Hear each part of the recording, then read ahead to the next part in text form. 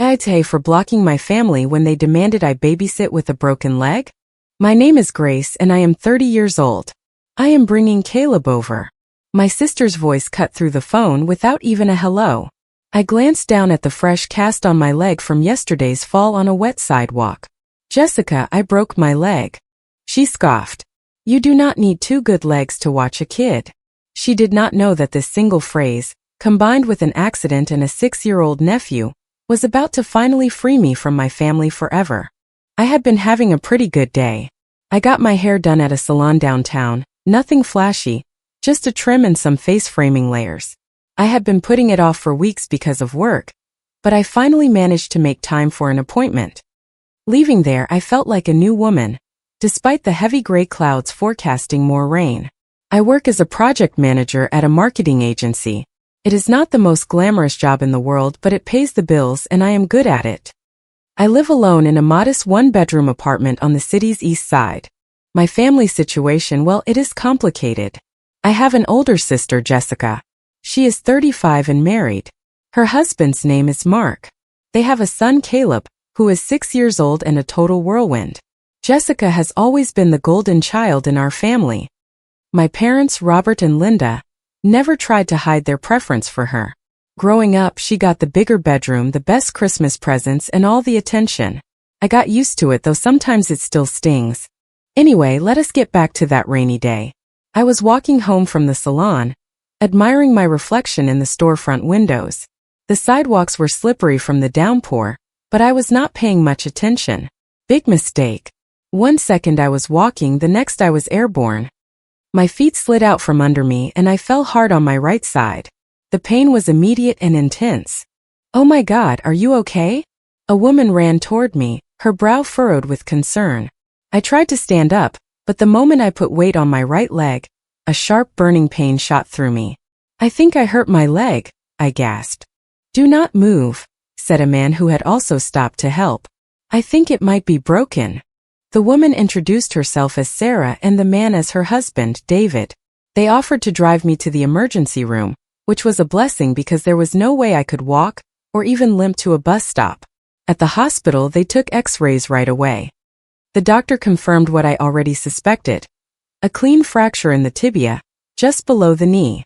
You are going to need a cast, he told me, showing me the x-ray. And you will need to stay off it for 6 to 8 weeks. First, they put on a temporary splint, then the hard cast. The whole process was uncomfortable, but they gave me something for the pain which helped. When they finished, I looked at my new white accessory and sighed. This was going to complicate things. The hospital arranged for a non-emergency medical transport to take me home. Paying for the ride was a struggle while I was still in shock. Getting up to my third-floor walk-up was a challenge with the crutches they gave me, but I eventually made it, sweaty and exhausted. The first thing I did when I got inside was call work. Grace, what happened? My boss asked when I explained the situation. I slipped on a wet sidewalk and broke my leg, I said, trying to sound more cheerful than I felt. The doctor says I will be out of commission for a while. Do not worry about the Anderson account, my boss assured me. We will handle it. You focus on getting better. That was a relief. At least work would not be another source of stress. After hanging up, I looked around my apartment and realized just how difficult the next few weeks were going to be.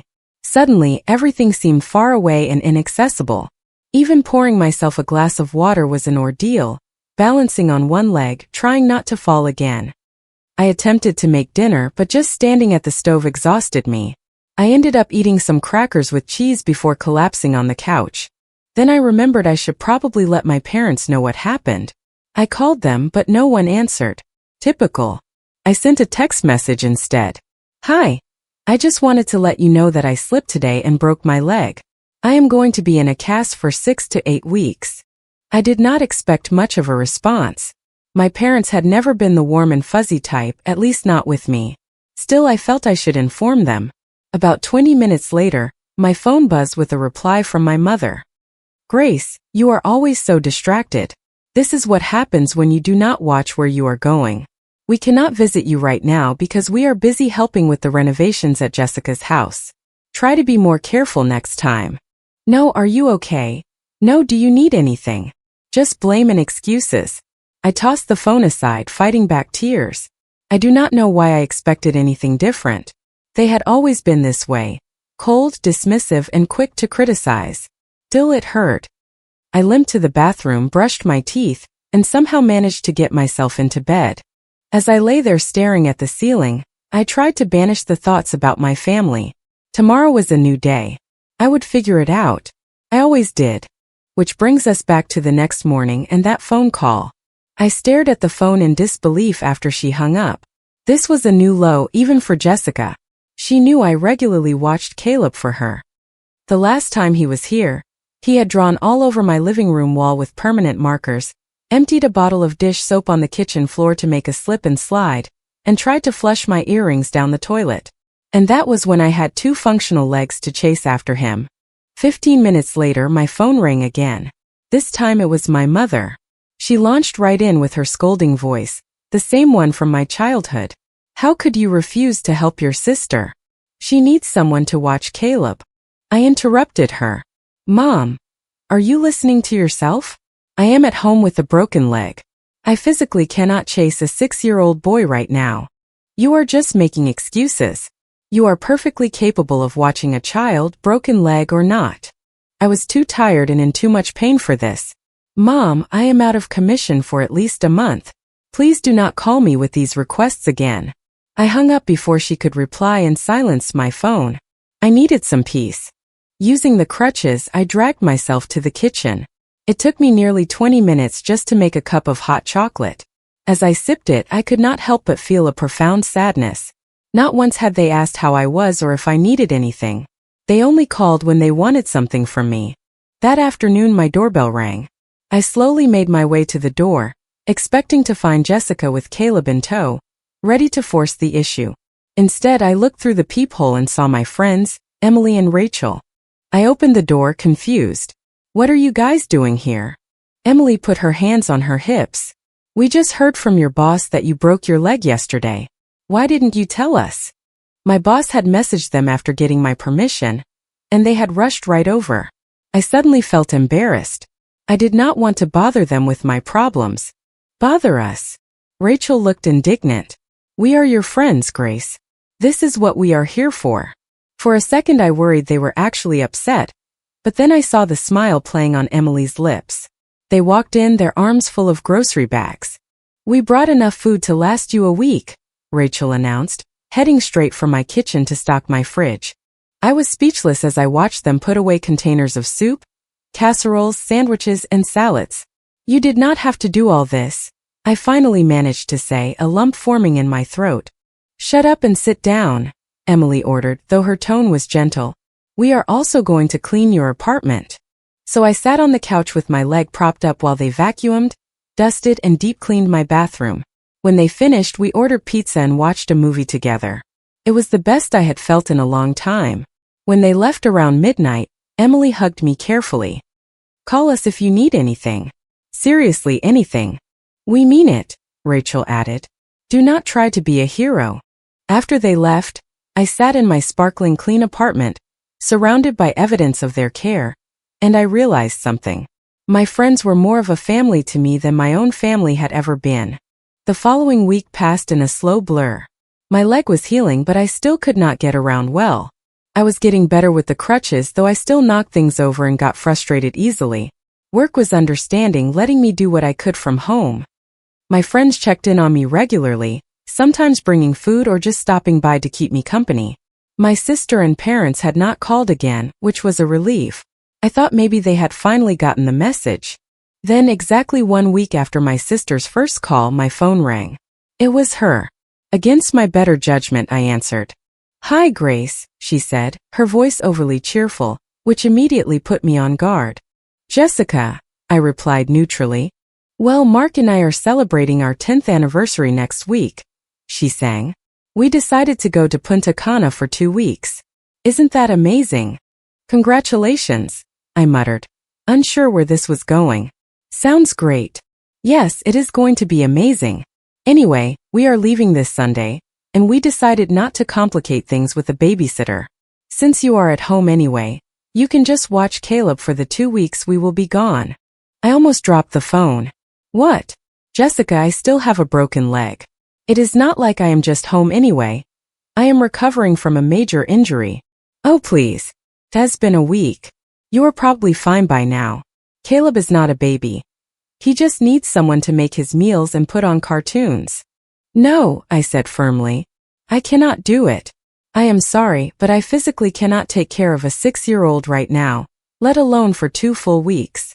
She exploded. You are so selfish. You are just lying there doing nothing while I actually need your help.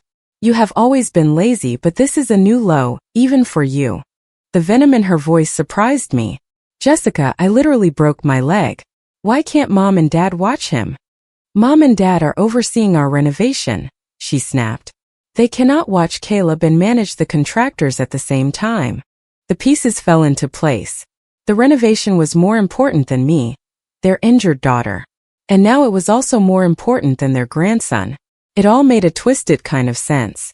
I am sorry, Jessica, but I cannot help you, I said firmly. You will have to find someone else. You are ruining everything, she yelled. We already booked the non-refundable package.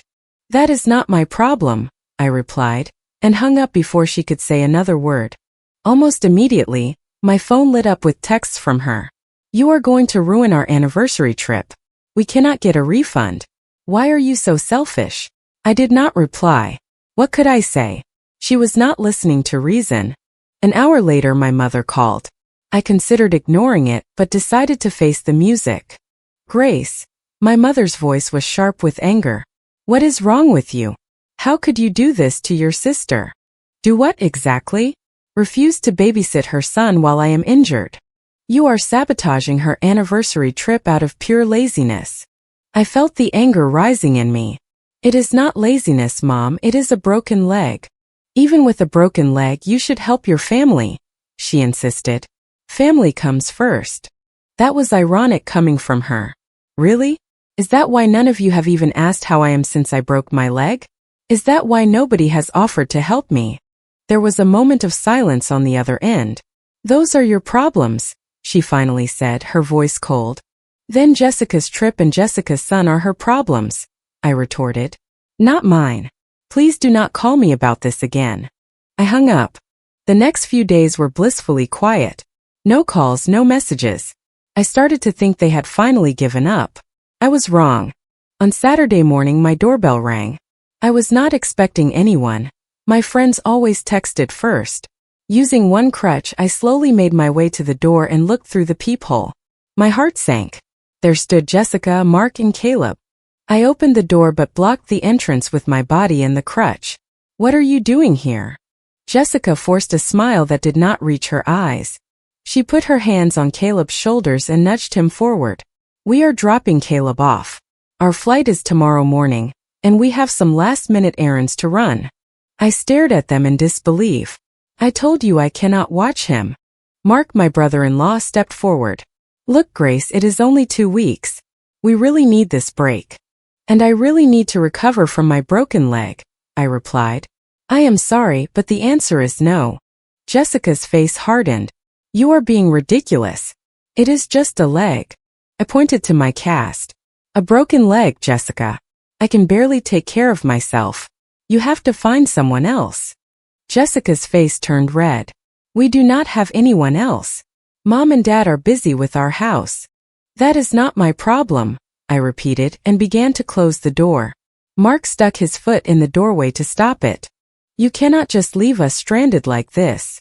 I am not leaving you stranded. I am saying no to an unreasonable request. Suddenly, Jessica's expression turned calculating. Fine.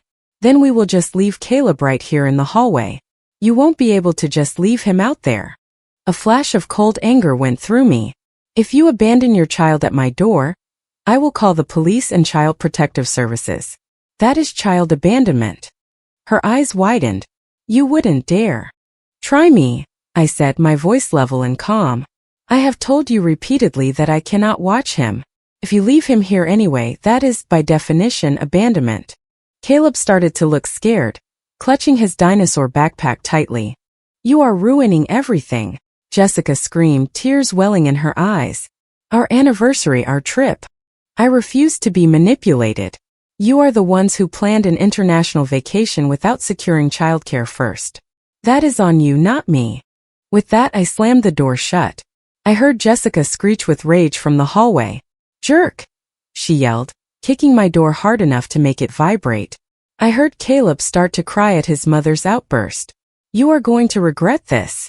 I watched through the peephole as they stormed away down the hall, Caleb struggling to keep up with his mother's furious pace. When they were gone, I leaned against the door, my heart pounding. I had never stood up to my sister like that before. I hobbled to the kitchen and made a cup of hot chocolate to calm my nerves, my hands shaking as I stirred in the marshmallows. An hour later, my phone started ringing. My mother. I ignored it. Then my father. I ignored him too. Then came a string of angry texts from both of them, which I did not read. Finally, a long message from my mother appeared on my screen. Grace, you are a terrible daughter. Your sister is devastated because of your selfishness. They decided to go on their trip anyway and left Caleb with us. Now we have to put the renovations at her house on hold because we have to take care of our grandson. This is all your fault. From now on, we want no contact with you. You are no longer part of this family. I read the message twice, and then I let out a laugh that surprised even me. They were cutting me off. That was supposed to be a punishment, but instead, a weight lifted from my shoulders. Without hesitation, I blocked all of their numbers, my mother, my father, Jessica, and Mark. It was surprisingly easy to tap that block button, like excising a tumor that had been growing for years. The following weekend, I got a call from my Aunt Debbie, my mother's sister. We had always been close, but we did not talk often since she lived across the country. Grace, honey, I just heard from your mother that you are all on the outs. She said you have been incredibly selfish. I sighed. Let me guess. She did not mention that I have a broken leg, and that no one in the family even bothered to check on me. There was a pause. You broke your leg? When I told her everything about the accident, my parents' dismissive texts, Jessica's demands, and the final confrontation at my door, Aunt Debbie was horrified. Oh, Grace, she said when I finished. I am so sorry. Your mother just told everyone that you refused to help your sister for no reason at all. That changes the story quite a bit, doesn't it? I figured as much, I said, not surprised. I will make sure the rest of the family knows what really happened, she promised.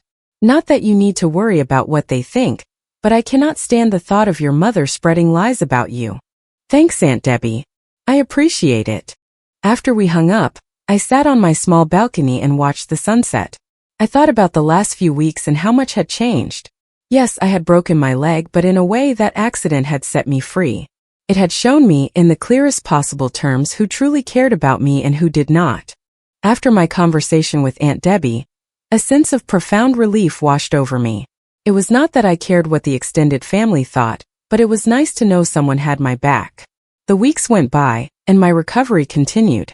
Physical therapy became the highlight of my week. By the end of the second month, I was walking with only a slight limp.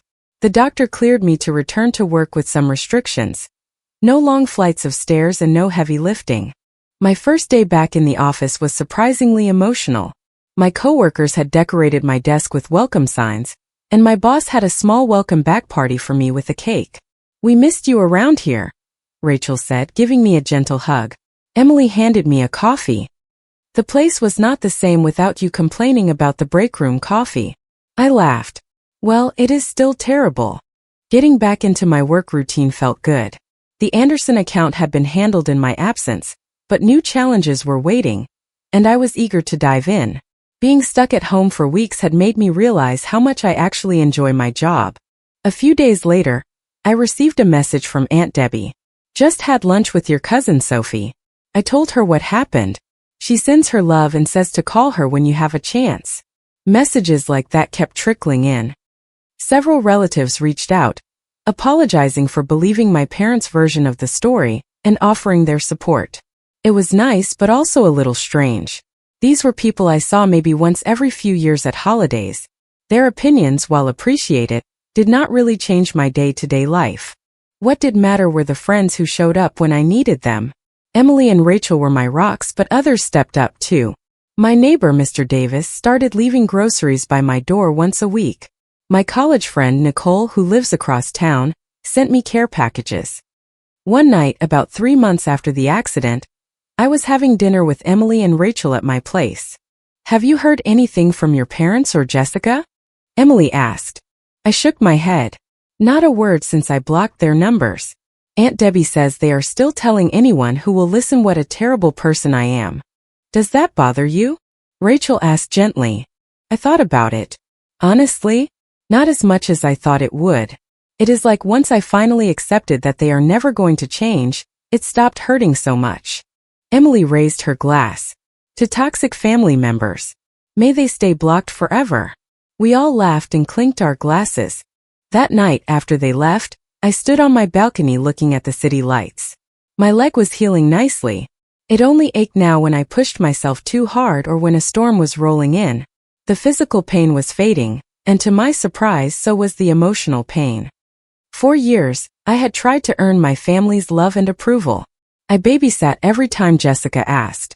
I listened to my mother's criticisms without complaint and accepted that I would always be second best. Breaking my leg had forced me to finally say no, and that one word had changed everything. As spring turned into summer, I found myself embracing my new freedom. I joined a book club that meets on Wednesday afternoons, something I never would have been able to do when I was constantly on call for Jessica. I signed up for a weekend cooking class.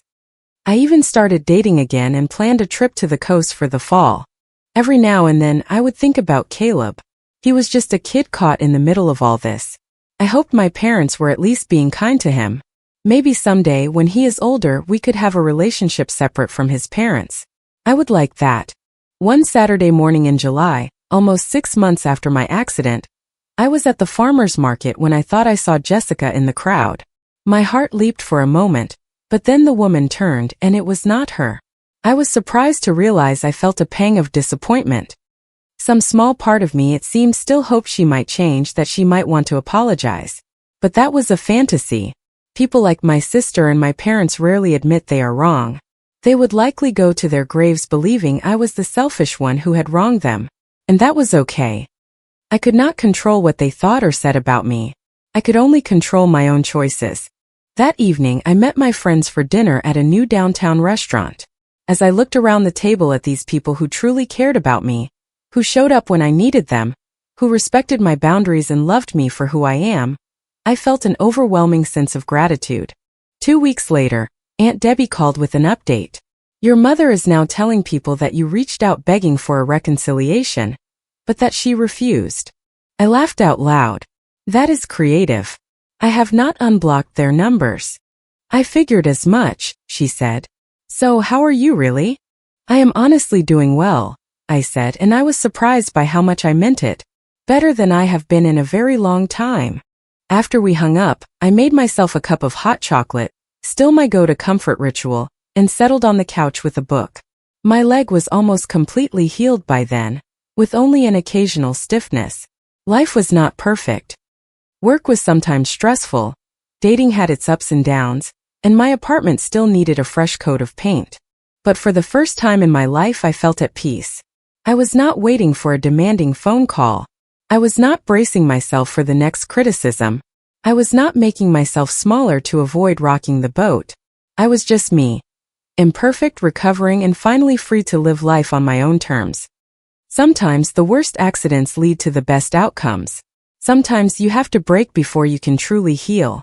And sometimes the family you choose is far more important than the one you were born into. Oh, I almost forgot.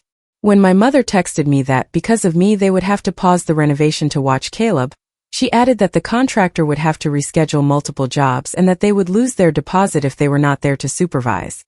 It was her final attempt to blame me for their own logistical disaster.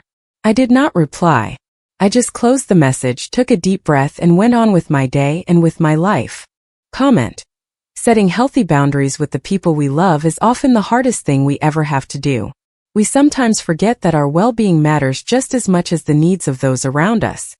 Saying no is not an act of selfishness, but rather a necessary step to protect our own peace and mental health.